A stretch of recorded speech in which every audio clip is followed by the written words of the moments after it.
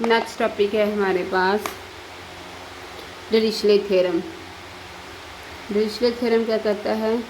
Late g be monotonic and bounded on a to infinity. G monotonic भी है, bounded भी है। Further limit x approaches to infinity g of x 0 के बराबर भी है। और एफ ऑफ एक्स एक और फंक्शन है जिसका ए टू लैम्डा, लैम्डा जो है ए से बड़ा है और कुछ भी हो सकता है। ए से बड़ी तमाम वैल्यूज़ के साथ ये जो डेफिनेट इंटेग्रल्स हैं ये सारे के सारे बाउंडेड हैं।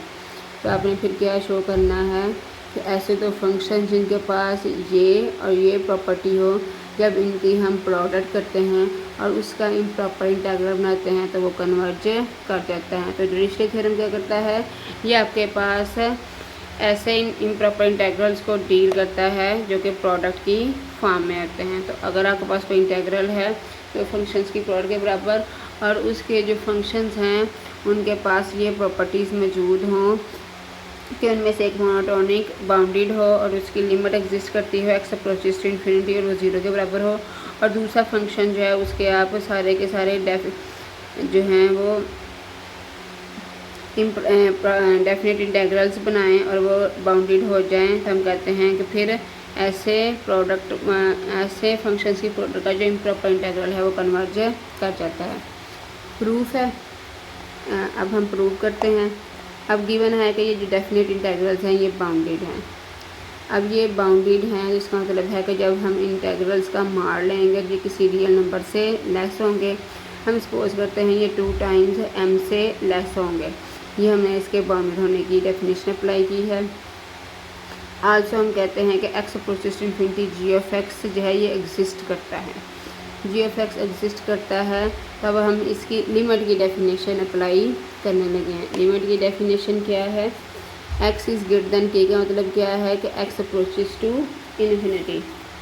ये जो एक्स इज़ ग्रेटर देन के लिखा हुआ है इसका मतलब है एक्स जो है के से बड़ा है और बड़ा ही होता जाएगा। अगर के आपके पास 2 है तो एक्स इज़ ग्रेटर देन 2 का मतलब है कि 2 और 2 के बाद जितने भी रियल नंबर्स हैं उन सब की बात हो रही है। उन सब के लिए आपके पास ये जो आपके पास इंटीग्रल है जी ऑफ एक्स माइनस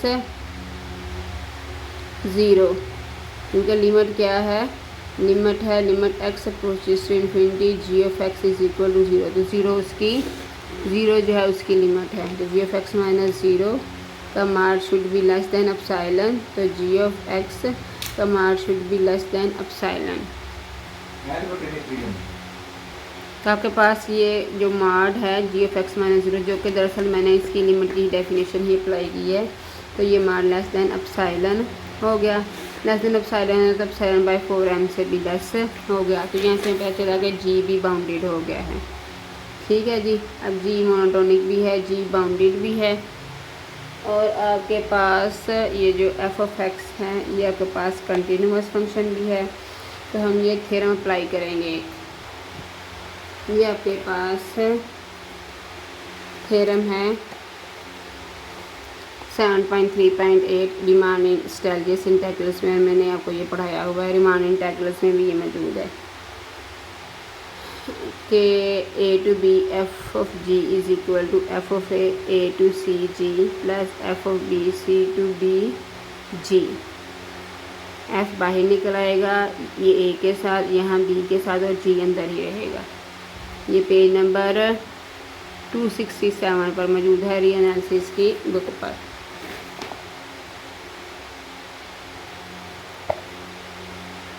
तो वो क्या कहता है? वो ये कहता है कि ये जो मोनोटोनिक और बाउंडेड फंक्शन है ये यहाँ से बाहर निकल आएगा और लोअर लिमिट के साथ बाहर निकलेगा जी ऑफ ईटा डैश, और यहाँ से भी जी अंदर से बाहर निकल आएगा और जब निकलेगा तो अपर लिमिट के साथ G of eta double dash into F of x. दोनों तरफ मार ले लें, इसका मार इसका मार। ठीक है जी। तो a प्लस बी का mod is less than equal to a का मार्ड प्लस b का मार्ड। वो मार्ड्स हमने अलग अलग कर लिए। जी ऑफ डैश ईटा का mod eta dash two F of x D of x का mod G of eta double dash का मार्ड। ठीक है। अब हमने कहा कि जी ऑफ एक्स का मार्ड ये एप्सिलॉन बाय 4m से लेस है और एफ ऑफ एक्स का के इंटीग्रल का मार्ड 2m से लेस है। This is less than epsilon bye 4m, this is less then 2m, this is less than epsilon bye 4m, this is less then 2m। Multiply करके तो आपके पास epsilon आ गया। तो ये इंटेग्रल जो है लैम्डा और लैम्डा डैश चाहे कर लें या ईटा डैश कर लें। तो इस प्रोडक्ट का जो आपके पास डेफिनेट इंटेग्रल है उसका मार लेस देन एप्सिलॉन हो गया for all eta and eta dash greater than के। तो ये हमारे पास काशी क्राइटेरिया हो गया कि जब के से बड़ी हर वैल्यू के लिए आपके पास ये हर डेफिनेट इंटेग्रल जो है इसका मार लेस देन एप्सिलॉन हो जाए तो काशी क्राइटेरियन कहता है। तो फिर इस प्रोडक्ट से बनने वाला जो इम्प्रॉपर इंटेग्रल है वो आपके पास कन्वर्ज कर जाएगा। अभी हम डिरिचलेट थ्योरम के क्वेश्चंस करते हैं। शो दैट कि जो आपके पास इंटेग्रल है ये कन्वर्जेंट है। अब अगर मैं अपने इस इंटेग्रल को दो हिस्सों में बांट लूँ, कॉज ऑफ एक्स को एफ ऑफ एक्स कह दूँ और 1 log ऑफ एक्स को जी ऑफ एक्स कह दूँ, तो अब मैंने चेक करना है क्या मेरे एफ़ के पास डिरिचले जो आपके पास थ्योरम है उस जैसी खसूसियात है कि नहीं। वो क्या कहता है कि ये जो जिसका नाम आपने जी रखा है ये मोनोटोनिक हो जाए और बाउंडेड हो जाए, चाहे मोनोटोनिकली इंक्रीजिंग हो जाए या मोनोटोनिकली डिक्रीजिंग हो जाए। तो हम जानते हैं कि जब x2 x1 से बड़ा होता है तो log जो फंक्शन है आपके पास ग्रेटर होता है log ऑफ x1 से। तो x2 is greater than log of x2 is greater than log of x1। इसका रेसिप्रोकल से छोटा हो जाएगा। अब आपके पास बड़ी वैल्यू के लिए छोटी आउटपुट आई है क्योंकि g 1 के बराबर है, 1 log। ये g ऑफ x2 है, g ऑफ x1। बड़ी आपके पास जो है वो इनपुट के लिए छोटा आंसर और छोटी इनपुट के लिए बड़ा आंसर आया। आपके पास जी जो है मोनोटोनिकली डिक्रीजिंग हो गया। और फर्दर हमने लिमिट भी चेक करनी है। Limit x approaches to infinity, g f x का आंसर क्या आता है, limit x approaches to infinity 1 log of x 1 infinity, और आपके पास आंसर आ गया 0। तो आपके पास जी ने सारी कंडीशंस फुलफिल कर दी हैं। अब एफ ऑफ एक्स को क्या हमने देखना है कि इसका डेफिनेट इंटेग्रल बनाना है और देखना है कि वो आपके पास ये इंटेग्रल्स बाउंडेड आते हैं कि नहीं। तो एफ ऑफ एक्स क्या है, कॉस एक्स है 2 to लैम्डा। हम जो हैं वो क्या करेंगे, कॉस का इंटीग्रेशन साइन है, साइन जब हम लिमिट्स अप्लाई करेंगे तो साइन लैम्डा माइनस साइन 2। इस पर वही formula sine p minus sine q is equal 2 time cos p plus q by 2 और into sine p minus q by 2। दोनों तरफ मार ले लें क्योंकि हमने ये चेक करना है कि ये इंटेग्रल्स बाउंडेड है कि नहीं। तो जब हमने चेक करना फंक्शन बाउंडेड है कि नहीं, इंटेग्रल का बाउंडेड है कि नहीं, या सीक्वेंस बाउंडेड है कि नहीं, हम उसकी मार्ड वैल्यूज़ लेते हैं। मार्ड वैल्यूज़ को लेके चेक करते हैं कि किसी खास रियल नंबर से छोटी होती हैं कि नहीं। तो हमने मार्ड वैल्यू ले ली। तो ये मार्ड वैल्यू बराबर है 2 times cos of this into sine of this. अब हम जानते हैं कि हमारे पास ये प्रोडक्ट का मार्ड है और प्रोडक्ट का जो मार्ड है this is less than equal to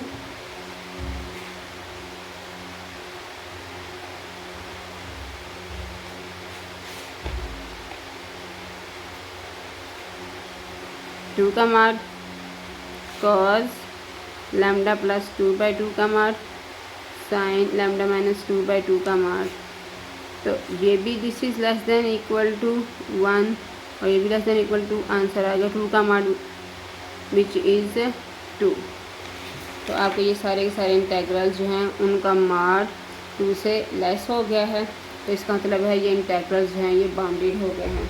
तो इसका मतलब है कि अब हम इस प्रोडक्ट पर डिरिचलेट थ्योरम जो है वो अप्लाई कर सकते हैं, क्योंकि जब हमने इस इंटेग्रल को दो इंटेग्रल्स के मल्टीपल्स के बराबर लिखा और दोनों ने डिरिचलेट थ्योरम वाली खसूसियात पूरी कर दी हैं, तो इसका मतलब है कि इन दोनों फंक्शंस की प्रोडक्ट से बनने वाला जो इंटेग्रल है वो कन्वर्जेंट हो गया है।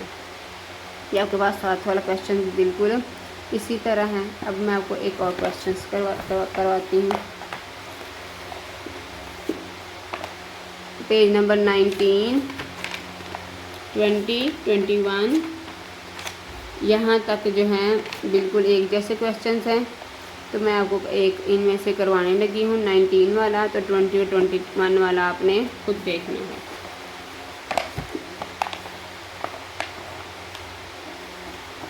Show that this integral converges if alpha is greater than 0। X की पावर अल्फ़ा माइनस 1 ए की पावर एक्स माइनस एक्स। तो सॉल्यूशन कंसीडर आप करें। इस इंटीग्रल को हम दो हिस्सों में डिवाइड कर रहे हैं, एक है 0 से लेके 1, एक 1 टू इन्फिनिटी। अब दो हिस्सों में डिवाइड करने का मकसद क्या था, इस पावर की वजह से पावर जो है 1 के साथ रिलेटेड है, तो 1 से छोटी वैल्यूज़ और 1 से बड़ी वैल्यूज़ के लिए इसका डिफरेंट बिहेवियर होना है, इसलिए इस इंटीग्रल को दो हिस्सों में डिवाइड कर लिया। इसको अलग चेक कर देंगे, इसको अलग। अगर ये दोनों आपके पास है, इसके पार्ट्स कन्वर्जेंट हो जाते हैं, फिर हमारे पास ये इंटीग्रल कन्वर्ज करेगा। तो हम पहले जो है ये 0 to 1 वाला जो आपके पास इंटीग्रल है, इसको डिस्कस करते हैं। अब कहते हैं 0 पर जो है इस फंक्शन की इनफाइनाइट डिसकंटिन्यूटी होगी, क्योंकि आपके पास 0 से लेके 1 तक वैल्यूज़ हैं, तो आपके पास x जो है ये 1 से लेस है और उसकी पावर जितनी करते जाएं वो और छोटी होती जाती है, तो आपके पास इन्फिनिट आ जाएगा आंसर। तो 0 पर इसकी जो है इनफाइनाइट डिसकंटिन्यूटी है। अब हम इस पर जो है क्या करेंगे, इस पर वो लिमिट कंपैरिजन टेस्ट अप्लाई करने लगे हैं। इसका नाम हमने रख लिया f(x). अब हम g(x) लेने लगे हैं खुद से x की पावर अल्फ़ा माइनस 1, और जब मैं इसको 1 ओवर लिखूँगी तो ये पावर जो है नीचे जाकर इनका साइन चेंज हो जाएगा। जो प्लस वाली हैं वो माइनस हो जाएंगी और जो माइनस वाली हैं वो प्लस हो जाएंगी आपके पास। अब लिमिट कंपैरिजन टेस्ट लगाने के लिए f(x) ओवर g(x) की रेशियो बनाई और उस पर लिमिट अप्लाई करने लगे हैं। लिमिट x अप्रोचेज टू 0, तो ये e की पावर f(x) की वैल्यू पुट की, e की पावर माइनस x की power alpha minus 1 over x की पावर g(x) की वैल्यू x की पावर अल्फ़ा माइनस 1, ये वाली पुट करेंगे, ये वाली नहीं, ये कट गया तो e की पावर माइनस x आ गई, तो पुट की आंसर आ गया 1। अब आपके पास आंसर है 1 जो कि नॉन ज़ीरो है, जिसका मतलब है बोथ सीरीज़ बिहेव सेम। दोनों सीरीज़ का जो है आपके पास इंटीग्रल्स का जो बिहेवियर है सेम है, तो अगर एक कन्वर्ज करेगा तो दूसरा कन्वर्ज कर जाएगा, अगर एक डाइवर्ज करेगा तो दूसरा डाइवर्ज कर जाएगा।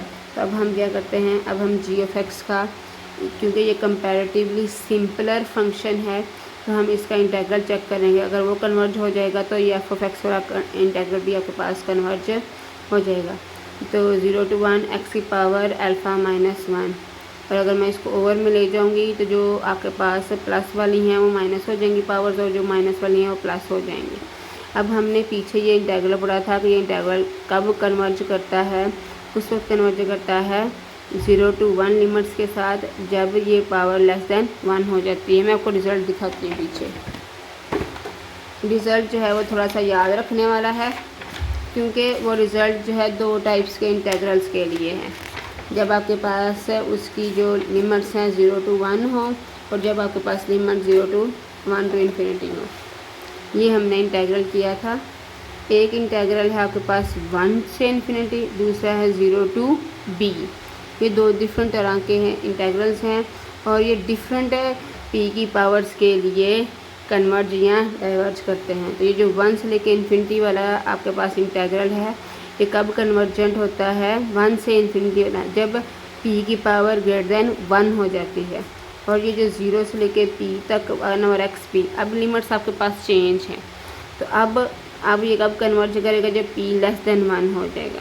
तो जब 1 से ग्रेटर लिमिट्स हैं तो तब ये इंटीग्रल कब कन्वर्ज करता है, जब पावर ग्रेटर देन 1 हो जाती है, और ये इंटीग्रल कब कन्वर्ज करता है, जब ये लेस देन 1 हो जाती हैं। तो ये फ़र्क आपने याद रखना है कि जब आपके पास इंटरवल ऑफ इंटीग्रेशन चेंज हो जाता है तो p की डिफरेंट पावर्स के लिए ये इंटीग्रल्स जो हैं वो कन्वर्ज करते हैं।